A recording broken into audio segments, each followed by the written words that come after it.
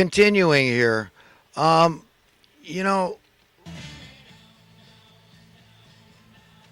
what do family members do to each other? Sometimes they rub each other the wrong way, right? It's been said that familiarity breeds contempt. Well, then why on earth would anybody get married? We understand that these truisms, these idioms, and sometimes they're just cliches that really don't have any basis in reality or truth. But we bandy them about. But sometimes it's a mix, uh, thereof. And the thing is that when it comes to whether you have a friend or you are a friend to somebody, you have to ask yourself, am I more of a friend or am I more of a yes man? Because there are a lot of relationships where it really is like your boss, for example.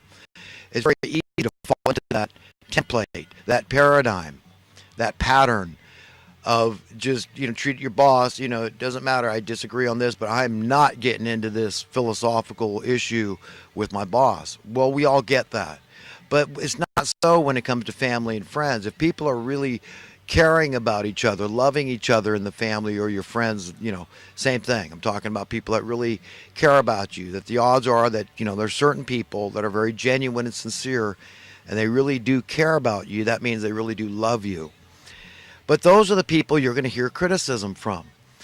And, instead of getting butthurt about stuff, okay, when somebody rubs us the wrong way, we ought to see it as an opportunity, okay, to grow.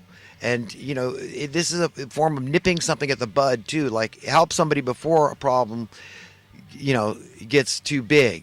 So we can help people nip things at the bud, but we've got to not be afraid to constructively criticize them. And if we do it in the right spirit, then we'll be effective. It'll be palatable the way that we correct them.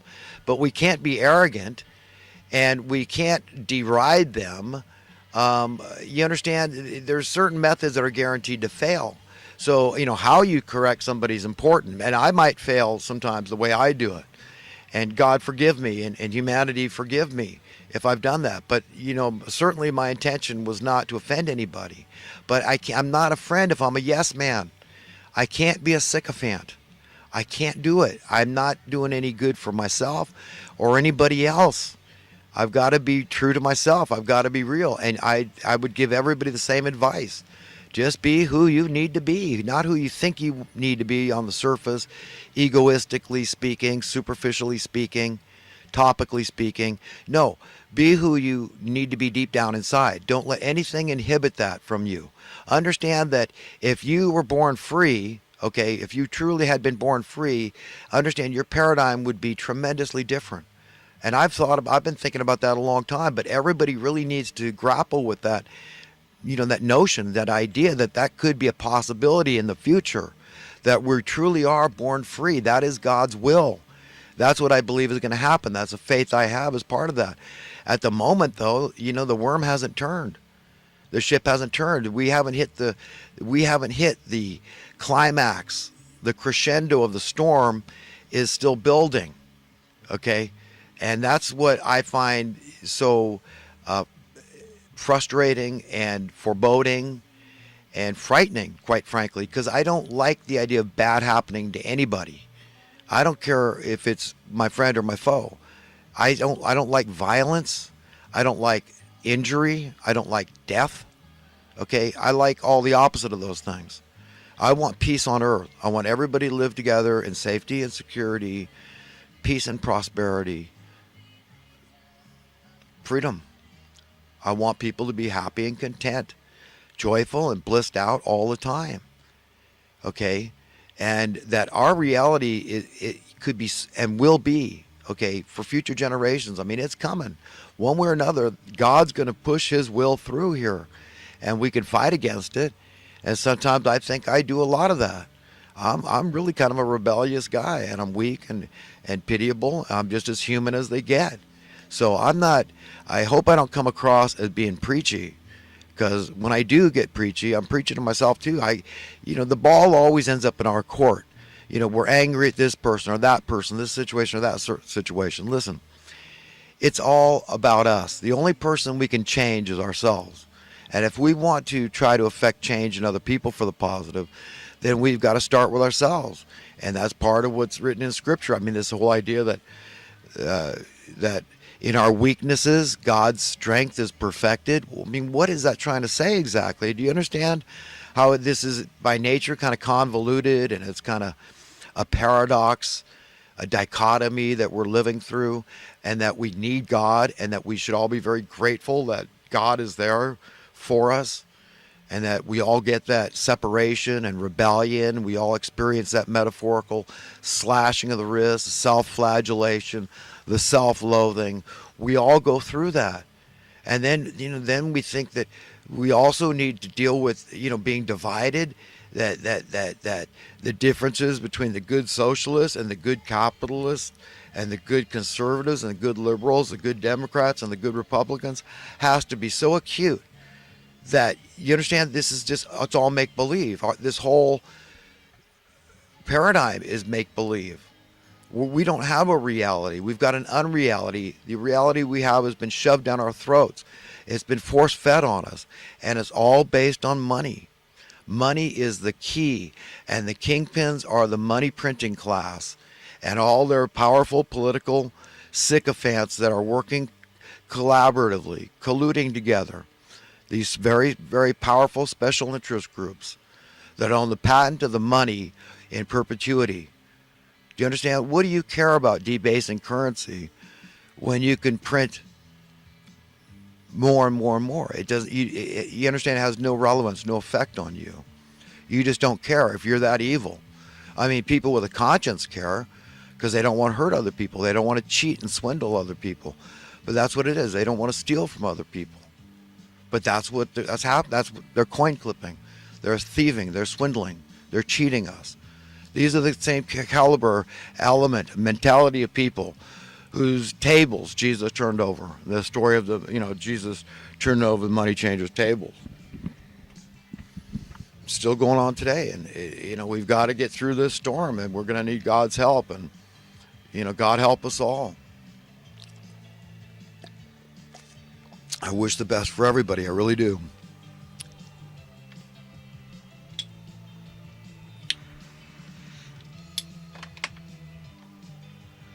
I don't want you, whoever I'm talking to, friend or foe or in between, I don't want you to go through any pain or suffering any more than I want to go through pain and suffering.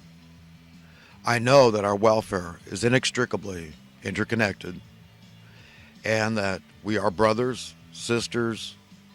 That's the way we're supposed to see things, through God's point of view. And when we can accomplish that state, when we really are living and sharing this planet with each other and allowing everyone to be free, it's be a whole different, quote, reality,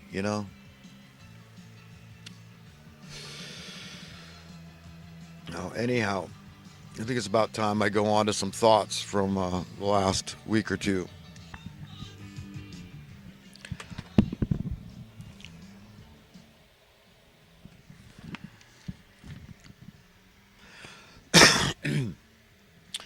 Right now, the status quo established economic system in America is purportedly capitalism. But the fruits of this system are rotten and do not resemble any form of real true capitalism I have come to know. Citations. Number one, free market is one aspect of capitalism whereby under open competing competition, the, quote, government must not meddle. The '08 bailout is a prime example of meddling. Number two, supply and demand precepts are a key capitalistic component. Yet today in America, we could double the amount of vacant housing, available housing, and the median price, the prices would still increase. That's the opposite of what occurs under true capitalism. We spend $50 billion annually subsidizing, number three, we spend $50 billion a year and subsidizing housing for the poor. And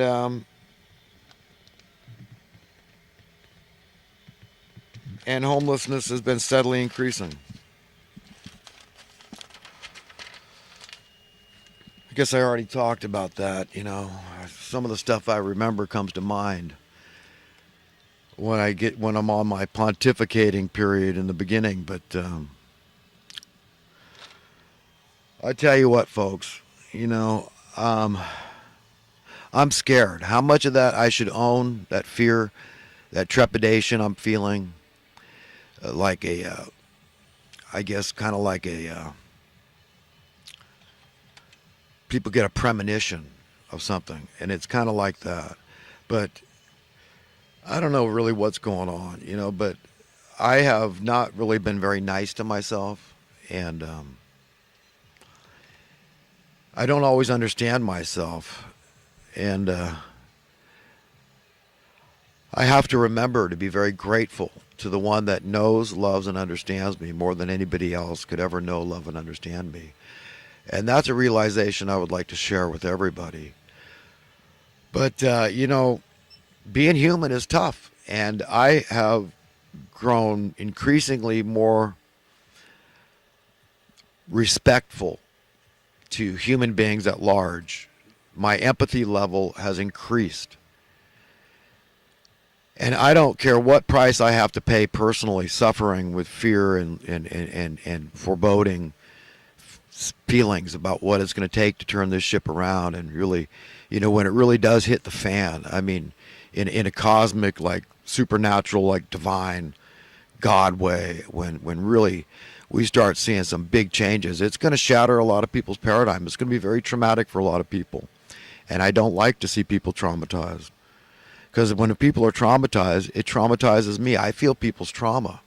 I feel the trauma of all these evacuees from all these fires in California. You might not feel it as much in New York because you're detached way further away, but we're all on the same small planet. It's supposed to be living as one family all over this world. And just look at our history. I mean, I've got the fear of God in my soul, man. I'm a little bit worried, to be quite honest. I know I'm not supposed to, and Jesus would tell me, why worry?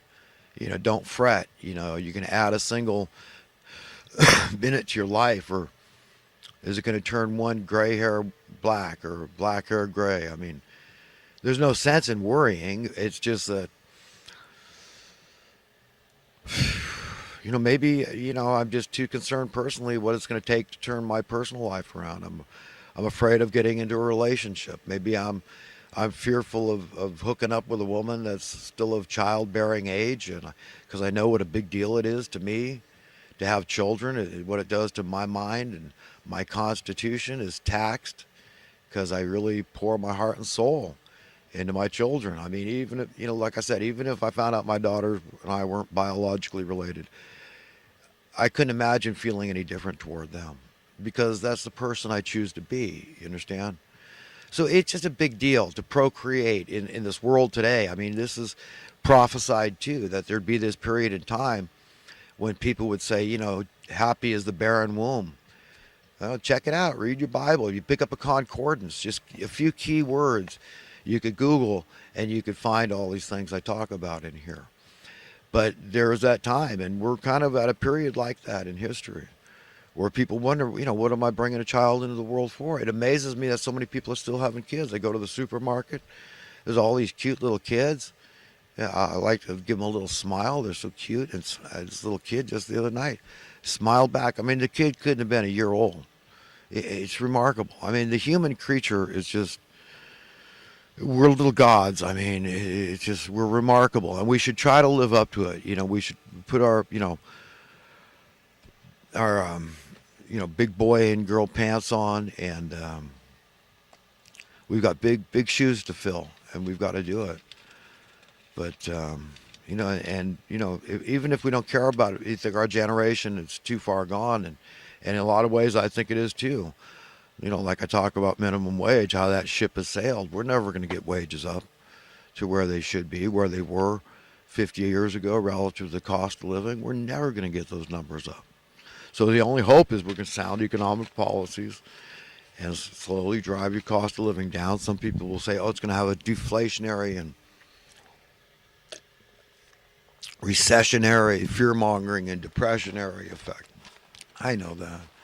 I know these people. And you know what? If I start ranting and raving, getting all upset about how I feel about intellectual dishonesty and what motivates these people, it's shorten my life. Okay, I can't do it because it upsets me a lot because they know that they're liars, and it's just sickening. Because the only hope at this point is to have a declining cost of living tax and a declining government tax.